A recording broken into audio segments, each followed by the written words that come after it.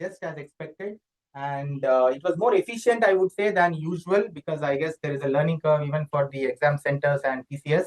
So it was a perfectly smooth experience. There were no issues reported. Okay.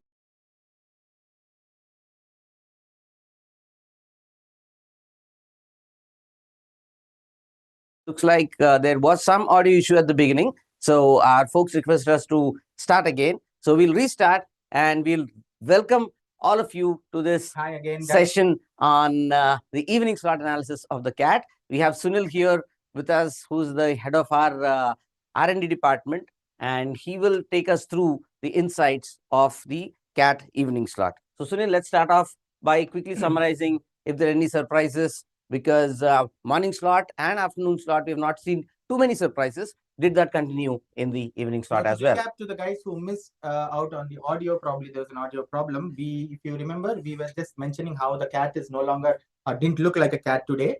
It looked more like a tiger. So particularly in the evening slot, it looks like. So let's look at what happened today. We were talking about the test taking experience. There was practically no surprises in terms of the arrangements or any unusual happenings. The infrastructure was smooth. There was literally no issue with the conduct of the exam. And even the registration process and entering the exam hall, everything went very smoothly. No students have complained about any of this experience. So moving on then, in terms of the structure of the exam, now we have seen that in the morning slot, in the evening slot, the questions remain at 68, and it did that in the evening slot as well, right? Yes. So talking of the pattern was exactly the same. There are zero surprises with the pattern, and the only pattern, the surprise here would be in terms of the content of the exam, which we will discuss when we get into each of the sections in detail. All right. So now let's move on to the VRC section in particular. Here we have been told that there were four passages each in the morning slot. That is the case in the evening slot as well, with 16 questions in total in RC, and 2 questions for each of the 4 question types. And looks like PFQs has made a comeback, Sunil, this time. Yes, the PFQs made a comeback, and they were quite lengthy, I believe, and they were not on the easy side. Okay, so slightly tougher PFQs overall. Nice, particularly as far as the evening slot experience goes, and any inputs on the kind of RCs that you've seen in this paper? The RCs would be very much in line with what kind of RCs have come over the last 2-3 years. They were not that different in their composition. One interesting thing is when the reading of the passage was easier, the questions seem to intentionally have been made tougher. Or if the passage was easy to read, the questions were, the vice versa, both ways. Yeah, so easy passage, tougher questions, tougher passage, but easy questions too? Questions, yes. Okay, also. And tough passage and tough questions were also there? Yes, tough passage and tough questions. And I guess the obvious question, which I need not ask, but I will, easy passage, easy questions, was it there? I wouldn't say that there was an easy passage. All right, which is why I said I need not ask that question. All right, so this is the overall structure. And in terms of the difficulty level, how would you peg this paper? VRC was maybe a notch tougher than last year. Maybe the last year's toughest slot would still be easier than this paper. Oh, so which means the difficulty level kind of soared up this year, because in the morning slot and the afternoon slot, we were kind of getting inputs that the difficulty level is very similar to what was seen in the last year's slot. It is very likely that it will be maybe a notch tougher, a small bit, a wee bit. Compared to the toughest slot of last year. All right. So which means we are seeing a difficulty level movement in the upward direction in the VRC section overall, which would mean that the cutoffs would move down south. All right. So then let's now move to the second section, which is the LRDI section. What is it that you can share with us about this, Sunil?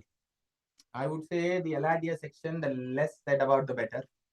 Why would you say that? And I would say that the savior of all students for this section would be that there is scaling and that there is normalization. All right. So which means what Sunil is telling us here is that even if you were in the evening slot, even if you have got less scores in the LRDI section, or even if you're expecting your scores to drop in the LRDI section, you can take heart, because there is normalization process to account for this tough LRDI section compared to what we've got inputs about the morning slot and the afternoon slot, where Yes, it was told that the section is tough, but here the toughness seems to have gone up, not just a notch or two, but more than that. Basically, what we always tell students when they are preparing so that they don't get discouraged, it's the same level of toughness for everybody. Now, while you may argue that you were in another slot and your friend was in another slot who probably didn't get it so tough, that's where the CAT examiners have put in the normalization and scaling and all this equating.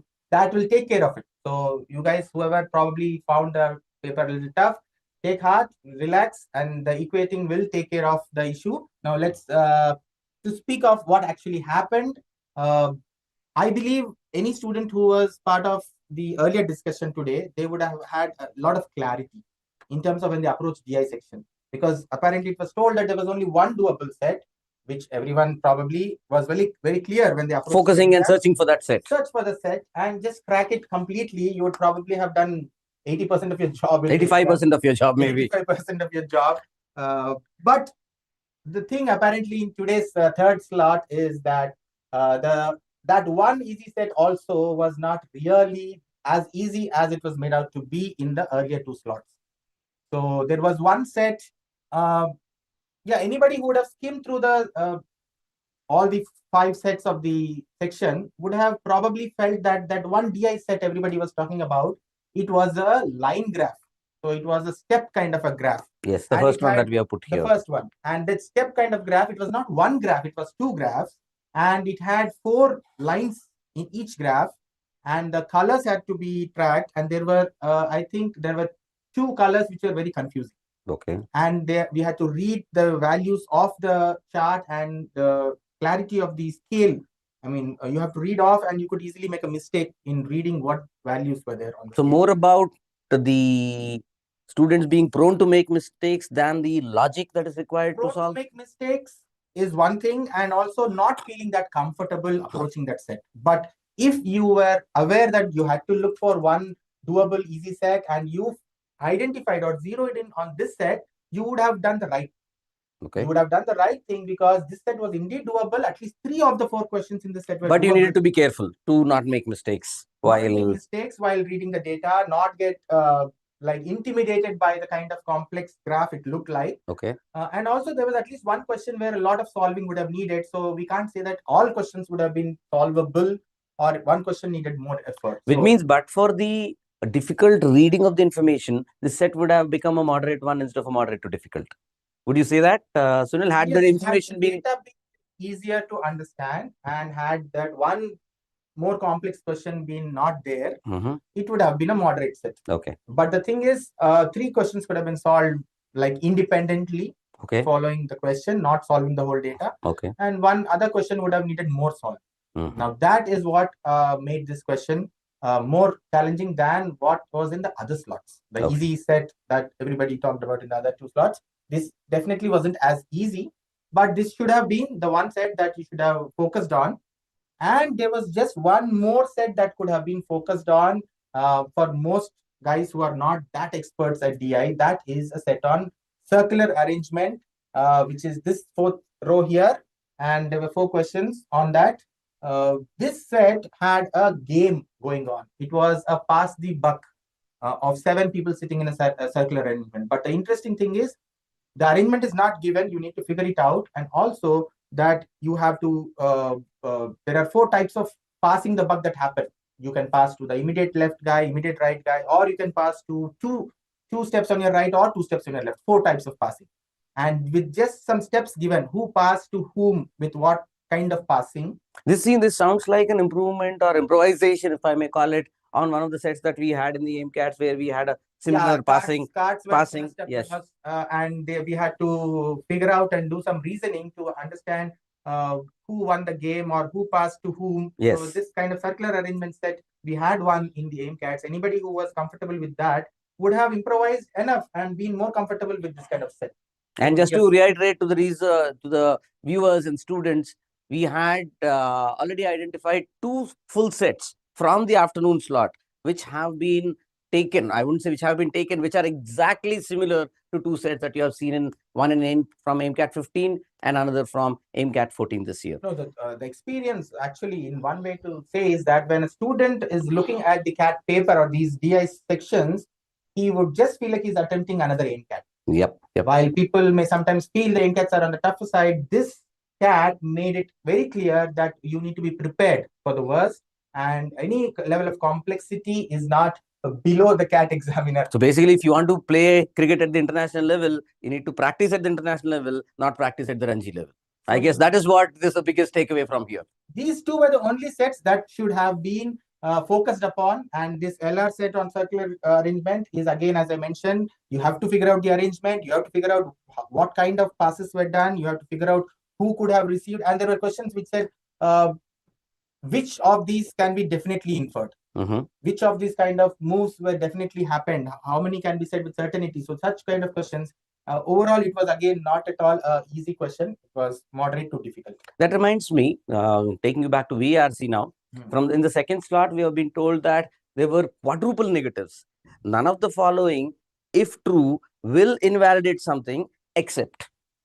Maybe not quadruple negatives, but at least triple negatives. At least triple negatives were there. Like, okay. Which of the following, if false, would not be inconsistent? Okay. Something like that. Okay. So there were definitely questions like that, and the length of the choices in VA also, in RC part also, was very, very long. All right. So let's now move on to. No, we just mentioned that the other three sets. Let me go back then. We'll look at them in detail in detailed analysis. But, all right. So there was one question on currencies and 4 types of currencies which had to be converted among themselves, and there were 3 people traveling among countries like tourists, and then they had to.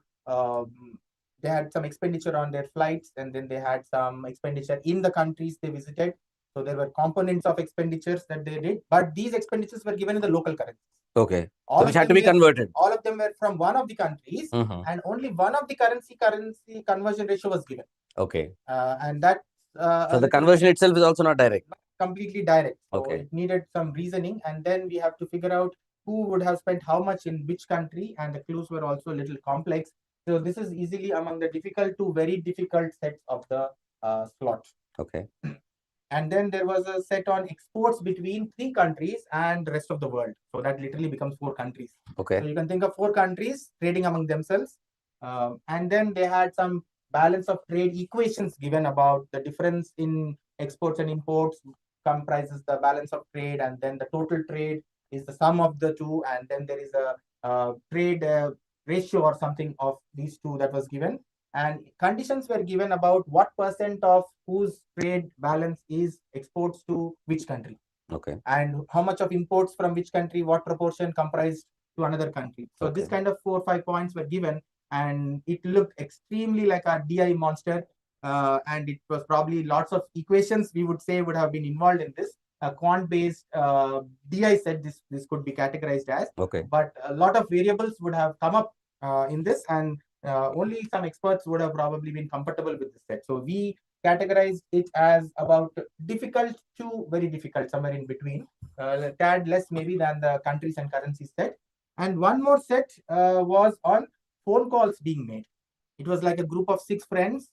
They have only 2 possible service providers. Okay. But for each friend, there is detailed split up of how many of minutes of his incoming call were from service provider X, how many incoming were from service provider Y. Okay. Similarly, for each friend, the details of the outgoing calls in minutes. How many minutes of outgoing calls were made to another person on provider X, or how many minutes made to another on provider Y. Okay. But all of these are among the 6 of them only. And all this is a table. Given in a table with gaps. Okay. And the gaps need to be filled. That's where the thing gets so intimidating is the gaps have to be filled. You need to figure out how many minutes probably someone called somebody else. And the conditions also were given, very few conditions were given. And with those conditions, you have to unravel the number of minutes of who called whom, how many minutes. Okay. So that again made it difficult to very difficult.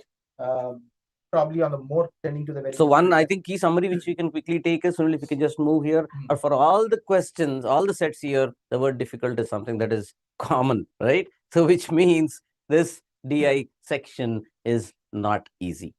So your preparation levels, the amount of analysis that you did on your aimcats, the amount of insights that you could glean from the solutions that you looked at for the aimcats, and the those very feel of having taken the aimcats. Yep. You would have looked at the sets and you would have felt like you were writing another aimcat. Yep.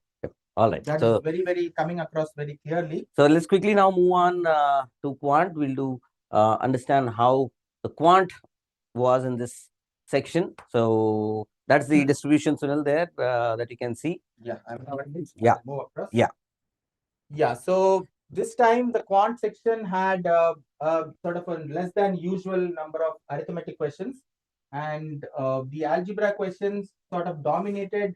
The algebra field dominated across the paper. The field of algebra and the geometry questions were also not very easy. The numbers questions were not very easy.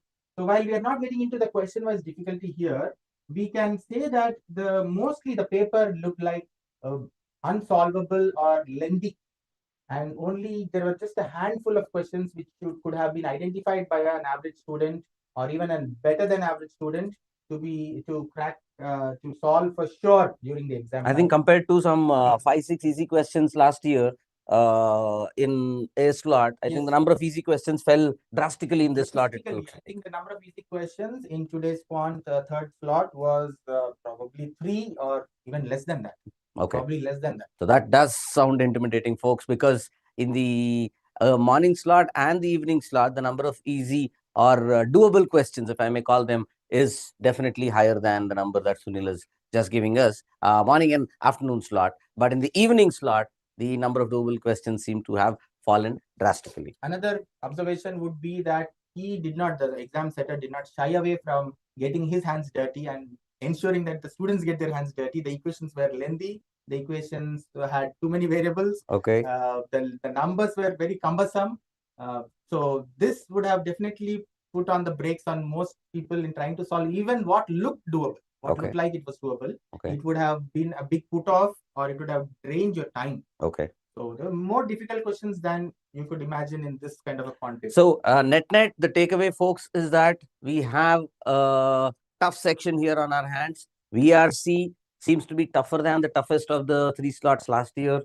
DI, as you've seen, each of the sets has the word difficult against it. Moderate difficult, difficult, or difficult, very difficult. So DRC difficulty level has gone up. Quant, as Sunil was saying, difficulty, the number of doable questions has fallen drastically. The toughest quant sections we have seen in a long time. We will get back to you with a detailed analysis. Yep. The cutoffs may even push for. So we'll come back to you with the cutoffs very soon. We'll follow this video up with a panel discussion where we have inputs and insights coming in from faculty from across the country. We'll have an expert joining from Bhopal.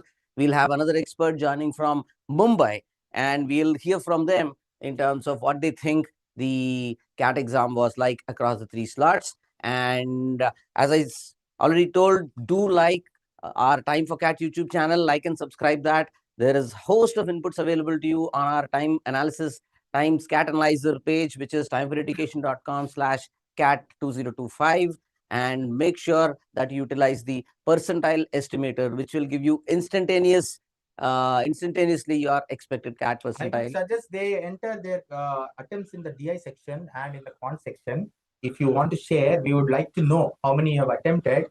So please share in the comments. In the comments, attempted. Yep. In your DI section and in your quant section. In CAT slot 3, folks, please share the in the comments box of this video. Please input your comments. Don't be shy, because it says it is low, and I want you to do this so you would know how many questions the others also attempted. Yeah. And they are seriously low. Like somebody attempted maybe 5 questions, somebody just 4 questions. So don't feel shy. You share so that others will know, and that you will all together understand that it was the same for everybody. So put it in the comments, friends. Put it in the comments. All right, then. So thank you very much, folks. Thank you, Sunil, for joining us. And all the best. Stay tuned. We'll now start with our strategy inputs video for... mention to them that our percentile estimator is... Oh, yes, I was mentioning percentile estimator. Please do input your percentile, your number of attempts and accuracy, expected accuracy, and instantaneously get your percentile estimated percentiles. Anyone who's feeling discouraged, please go there. You will see that you are not done so badly. Yeah, absolutely. So to get motivation, get your expected percentile. Go to the percentile estimator on the website, and you will just be able to quickly get an idea of your performance, and it will put your anxiety to rest. And there are many more videos to come. To get instant notification when a video goes live, like our Time for CAT YouTube channel and do subscribe to it. All right. So thank you very much and all the best. See you soon.